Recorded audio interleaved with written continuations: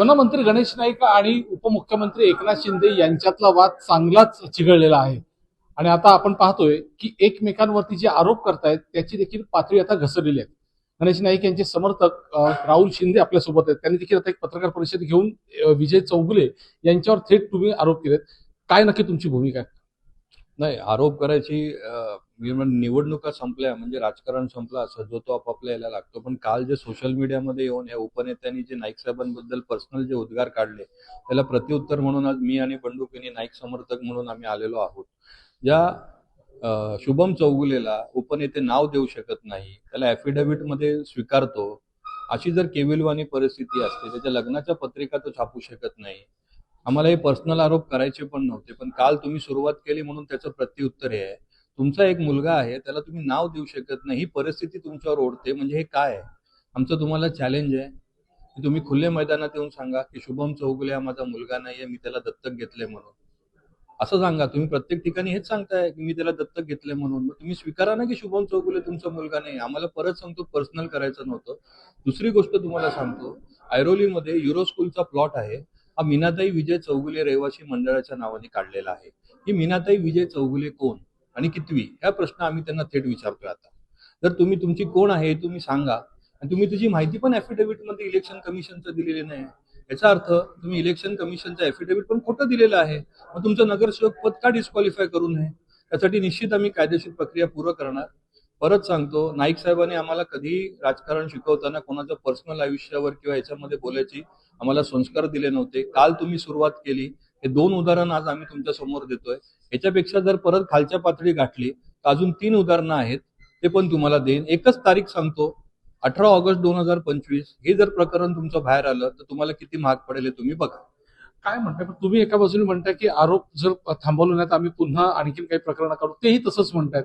पण दोघांकडून आरोप प्रत्यारोप मात्र थांबलंच जात नाही. हा वाद आणखीनच चिघळत चाललाय. इलेक्शन संपले होते, त्यामुळे काल काल पहिली मुलाखत कोणी दिली? काल पहिली मुलाखत त्यांनी दिली. त्यांनी पर्सनलवर गेले. तुम्ही नवी मुंबईच्या विकासाबद्दल बोलला असतात, जनतेने तुम्हाला स्वीकारलं असतं. अहो, तुम्हाला नवी मुंबईतली जनता स्वीकारतच नाहीये. तुम्ही सांगताय की नाईक साहेबांचे काय पात्रता आहे म्हणून. अहो, ह्या नाईक परिवारांनी 4 वेळा तुम्हाला निवडणूक मध्ये पराजित केलंय. तुम्ही एकमेव असे उमेदवार आहात अख्ख्या महाराष्ट्रामध्ये. तो 2दा त्यांचा धाकटे सुपुत्र संदीप नाईकांनी विधानसभेला पराभव केला.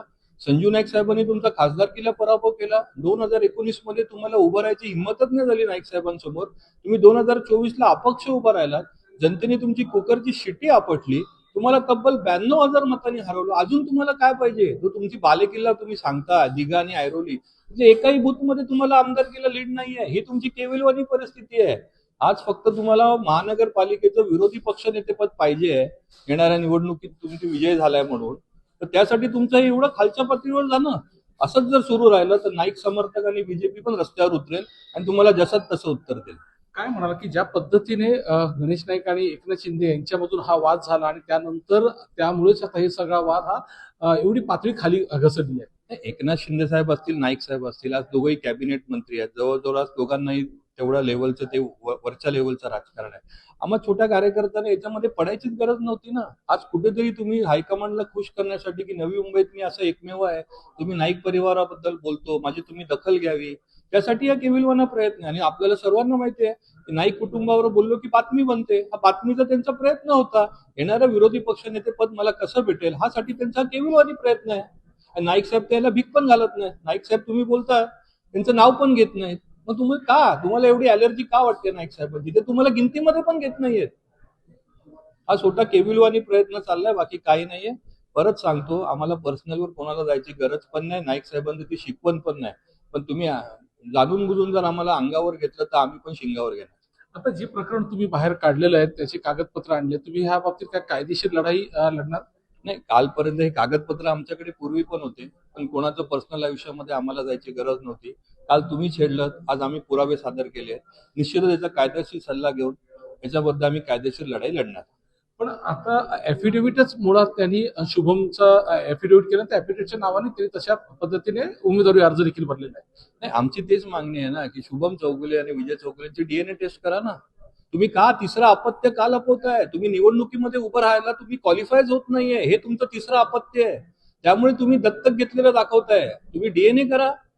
डीएनए मध्ये दूध का दूध पाणी का पाणी येईल. दुसरं गोष्ट, ही मीनाताई विजय चौगुले कोण, हिची पण तुम्ही माहिती का लपवताय? म्हणून मी तुम्हाला बोललो, हे 2 उदाहरणं फक्त आम्ही दिली.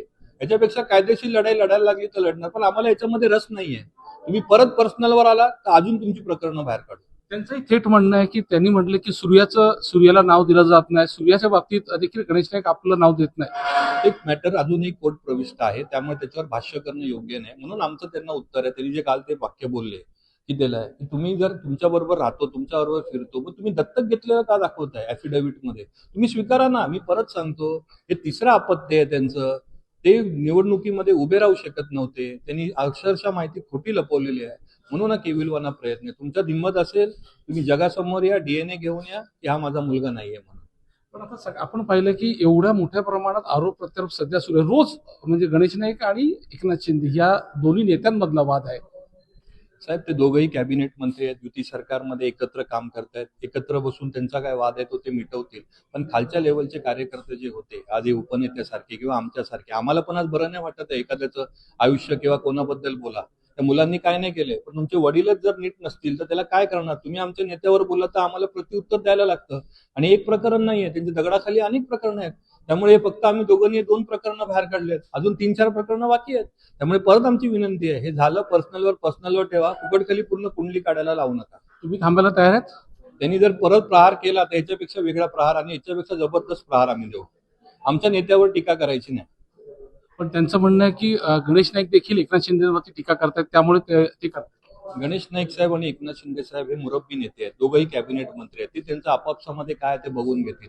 खालच्या लेवलचे जे नेते आहेत त्यांनी टीका टिप्पणी करू नये, एवढीच आमची विनंती आहे. तुम्ही काल सुरुवात केली, त्याचा प्रत्युत्तर आज आम्ही दिलंय. याच्यापेक्षा खालच्या पातळीवर पण आम्ही जाऊ शकतो, पुरावे सादर करू शकतो, पण आम्हाला नाईक साहेबांची ती शिकवण नाहीये. नक्कीच आपण पाहिलं की गणेश नाईक आणि एकनाथ शिंदे यांच्यामधला वाद हा चिघळला. मात्र ते दोघेही मातोपर नेते आहेत. त्यामध्ये इतर नेत्यांनी पडू नये, स्थानिक नेत्यांनी पडू नये अशी भूमिका गणेश नाईक यांच्या समर्थकांनी मांडली आहे. जर हे आता पुढे थांबलं नाही तर आणखीन असे अनेक प्रकरणं देखील आम्ही बाहेर काढू, असं देखील इशारा या गणेश नाईकांच्या समर्थकांकडून देण्यात आला. विनय मात्रे, न्यूज 18 मराठी, नवी मुंबई.